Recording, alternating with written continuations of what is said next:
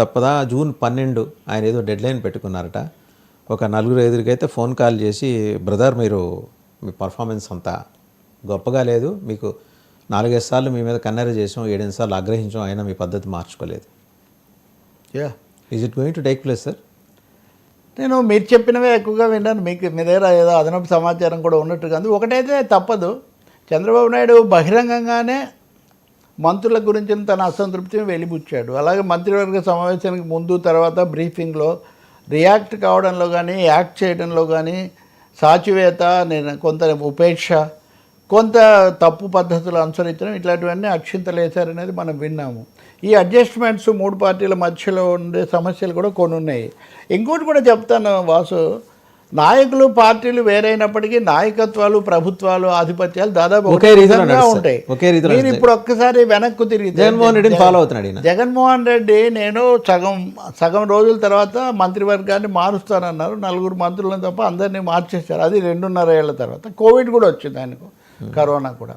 చంద్రబాబు నాయుడు కూడా మోరార్లెస్ అప్పుడున్న పరిస్థితుల్లో తీసుకున్నప్పటికీ ఈ అసంతృప్తికరమైన వాళ్ళని తగ్గించడానికి ఆయన పూర్తిగా నిర్ణయం తీసుకున్నాడు. రెండోది నాగబాబును తీసుకోవడం, ఇట్లాంటివి కొన్ని ఉన్నాయి కాబట్టి తప్పకుండా సర్దుబాటు జరుగుతుంది. కానీ మొత్తాన్ని అయితే ఆయనలాగైనా మార్చలేకపోవచ్చు, ఎందుకంటే ఆయన అబ్జల్యూట్ సింగిల్ లీడర్ వ్యవహారం, ఇదేమో కొంచెం మిశ్రమం కాబట్టి. కానీ మేజర్ షేకప్ అయితే ఒకటి తప్పకుండా ఉంది. షేకప్కు మంత్రులు సిద్ధమవుతున్నారు.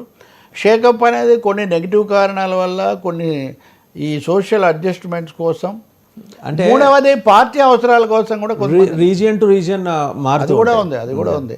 సూపర్ సీనియర్స్ అసంతృప్తులు, వీటిని ఏమైనా లెక్కలోకి తీసుకుని ఇప్పుడు జరిగే మార్పు తెలుగుదేశం భవిష్యత్తు నిర్ణయిస్తుంది.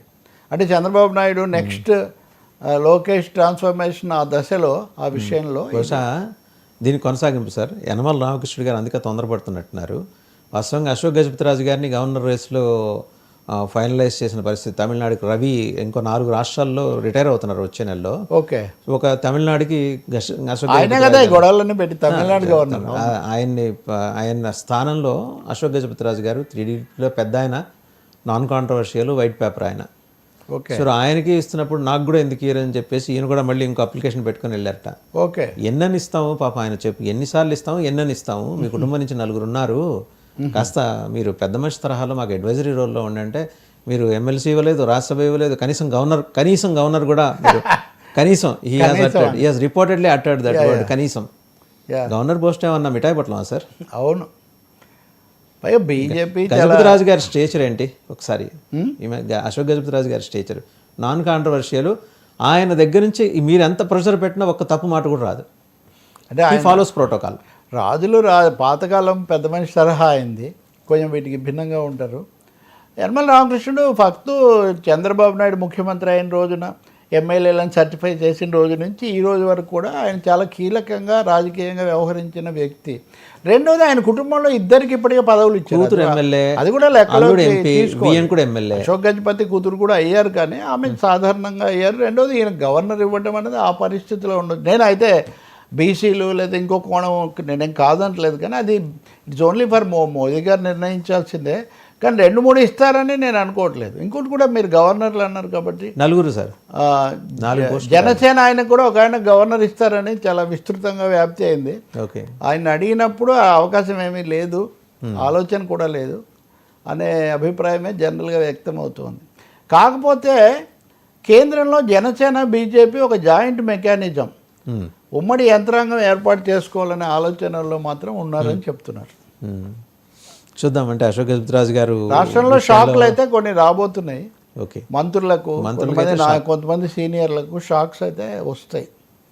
జూనియర్లకు కూడా ఉండే అవకాశం ఉంది అని అంటున్నారు. జూనియర్లకు కూడా అంటే హద్దు మీరి వ్యవహరించిన వాళ్ళు, ఇష్టానుసారం మాట్లాడుతున్న వాళ్ళు, మీకు ఆశ్చర్యపోతారు. లోకేష్, చంద్రబాబు కూడా మరీ సన్నిహితులను కూర్చోబెట్టుకొని ఏంది ఈ తలనొప్పి, రోజు మమ్మల్ని తిట్టుతున్నారంటే, ఇది వీళ్ళు సరిగ్గా లేరని కూడా తిట్టేంత వీళ్ళు వీర టీడీపీ వీర టీడీపీ వాళ్ళు వస్తే వాళ్ళు భరించలేకపోతున్న పరిస్థితి. సోషల్ మీడియాలో వాళ్ళనే తిడుతున్నారండి. దీనికి ఎక్కడో చోట వాళ్ళనే తిట్టడం నా దగ్గర చాలా ఉన్నాయి అట్లా. సో ఇక్కడ ఎక్కడో జీవీ రెడ్డి ఎపిసోడ్ అప్పటి నుంచి చూస్తున్నాం ఇది. సో ఒక ఘట్టం అయింది. ఇప్పుడు 75వ జన్మదినం లాంటివి కానీ ఇంకో రేపు అమరావతి రీలాంచింగ్ ఇట్లాంటివి అయిన తర్వాత దాన్ని ఏదో ఒక చోట ఐ బిలీవ్ ఆ సమయానికే భువనేశ్వర్ గారికి కీలక బాధ్యతలు అప్పచెప్పబోతున్నారు ఒక సమాచారం. మైట్ బి అంటే ఆల్రెడీ ఆమె మొన్న ఆ రోజు చూసాం కదా పవన్ అందరూ ఉండి మేడం భువనేశ్వరి ఆమె సమర్థత వాటన్నిటిని అభినందించడం ఇవన్నీ కూడా మనం చూసాము. అలాగే ఎన్టీఆర్ ట్రస్ట్ ఇట్లాంటివి కూడా యాక్టివైజ్ చేస్తున్నారు. ఖచ్చితంగా ఆమె ఒక ఇప్పటికంటే చాలా కీలకమైన స్థానం ఆమెకి ఇవ్వబడుతుంది. Already she is a philanthropist కాబట్టి అవన్నీ యాడెడ్ అడ్వాంటేజెస్ అవుతాయి. ఆమె కార్పొరేట్ కంపెనీలు అవన్నీ నడుపుతున్నారు. ఇదంతా జరుగుతుంది. అధిష్టానం ఇవి కూడా ఉన్నాయి. అంటే ఆ ట్రాన్సిషన్ అలా జరిగితే బాగుంటుంది. యాక్సెప్టబుల్గా ఉంటుంది, యాక్సెప్టబిలిటీ వస్తుంది, రెస్పెక్టబుల్గా ఉంటుంది, రెస్పెక్ట్ఫుల్గా ఉంటుందని వాళ్ళు భావిస్తున్నారు. మీరు అన్నట్టుగా ఈ మంత్రివర్గ ఈ సమయంలో కూడా అలాంటిది ఏదైనా చేయొచ్చు. బహుశా మహానాడు కూడా అవుతుంది. ఇవన్నీ ఒక సీక్వెన్స్. అదే ఒక మహానాడు వీల్ సిగ్నల్ కలుపుకుంటూ వెళ్తే డాట్స్ కనెక్ట్ చేసుకుంటూ వెళ్తే మహానాడు సమయానికి క్లారిటీ వచ్చేస్తుంది. మహానాడు క్లారిటీ ఇస్తుంది. అది కూడా కడప గడ్డ మించి.